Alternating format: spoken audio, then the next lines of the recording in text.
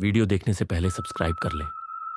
आप सब मेरा पूरा वीडियो देखते हैं, इसके लिए आपको तहे दिल से बहुत बहुत शुक्रिया। और सब्सक्राइब भी कर लो। अगर आप सब्सक्राइब करेंगे तो मुझे बहुत अच्छा लगेगा, क्योंकि मैं बहुत मेहनत से वीडियो बनाता हूं।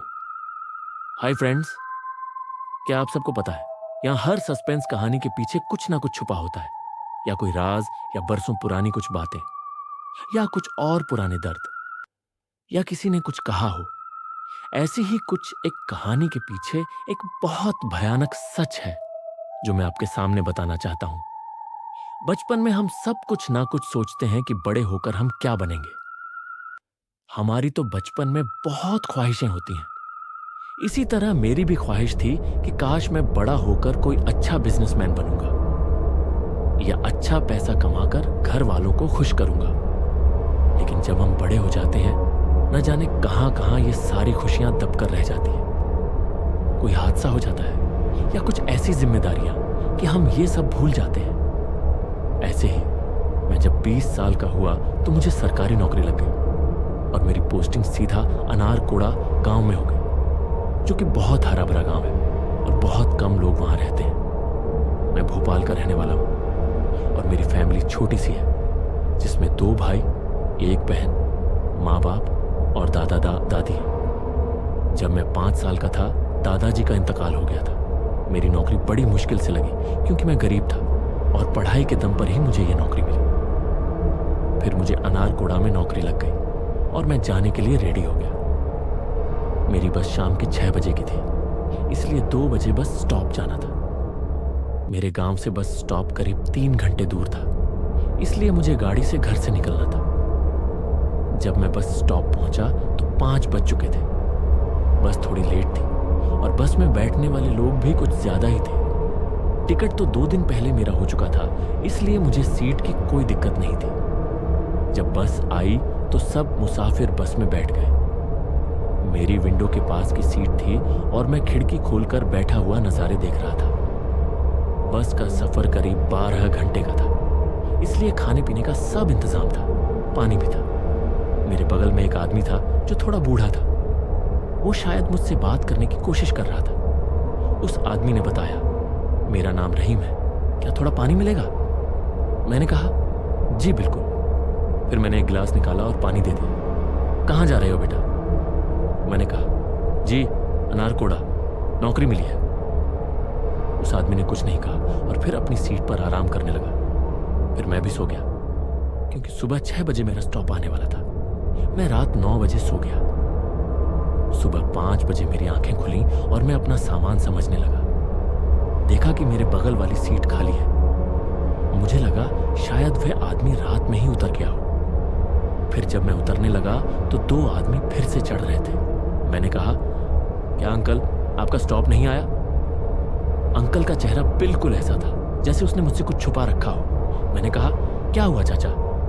उसने कहा, जरूरी है जाना, और अगर तुम जा रहे हो तो एक हवेली है वहां, रुकना भी नहीं। मैंने कहा, क्यों? जंगल ने कहा, वहां बुरी आत्माओं का साया है। फिर मैंने कहा, जी नहीं, मैं तो मोहल्ले में चाल में रहूंगा, और ये 6 महीने की ही तो बात है। उसके बाद अपनी पोस्टिंग गांव में करवा लूंगा। अंकल ने कहा, ठीक है बेटा, ध्यान रखना। मेरा जो कहने का था मैंने कह दिया। फिर वो अपनी सीट पर जाकर बैठ गए। मैंने सामान समेटा, और मैनेजर जो मेरा था वो आया और मेरा सामान लेकर जाने लगा। गली छोटी नहीं थी, ठीक ठाक थी। गाड़ियां आसपास से गुजर रही थी। मैंने उस आदमी से कहा, मेरा यहाँ पोस्टिंग होने की क्या वजह है? मुझे तो मालूम नहीं, क्योंकि मैंने अपनी पोस्टिंग गांव में ही कराई थी। पता नहीं यहाँ कैसे लग गई। उस आदमी ने कहा, आप फिक्र ना करें, यहाँ भी आपको बहुत मजा आने वाला है। यहाँ बहुत अच्छी चीजें हैं और अच्छी जगह घूमने के लिए। फिर मेरा ध्यान उस चाचा की बातों पर गया। मैंने कहा, बेकार में ही हूं, शंकर ने मुझे डरा दिया था।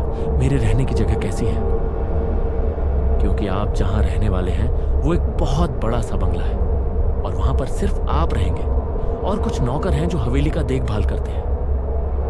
मैंने हवेली का नाम सुनते ही चाचा को याद किया, जिसने मुझे कहा था कि अगर तुम उस गांव जा रहे हो तो हवेली के आसपास भी मत भटकना। यह सोचकर मैं घबरा गया कि आसपास तो क्या, मैं तो उसी हवेली के अंदर रहने वाला हूं। मैंने चौकीदार से पूछा, क्या उस हवेली में कुछ भूत प्रेत वगैरह है? वो चौकीदार रुक गया और शक की नजरों से मुझे देखने लगा। उसने कहा, यह गलत अफवाह है, आपको किसने बताई? फिर मैंने कहा, नहीं, बस मैं पूछ रहा हूं। हवेली का नाम सुनते ही मुझे थोड़ा डर लग गया। चिंता मत करें साहब, वहां पर 2 लोग और होंगे, आप उनके साथ ही रह लेना। मैंने कहा, मुझे तो फिक्र करने की जरूरत नहीं है, क्योंकि मैं बस 6 महीने के लिए यहां पोस्ट हुआ हूं। उस आदमी ने थोड़ा मुस्कुराते हुए कहा, फिक्र न करें, 6 महीने से ज्यादा ही आप यहां रहने वाले हैं। मैंने कहा, क्यों? उस आदमी ने कहा, अरे साहब, मैं मजाक कर रहा हूं। बातें करते करते हम लोग हवेली की तरफ आ गए।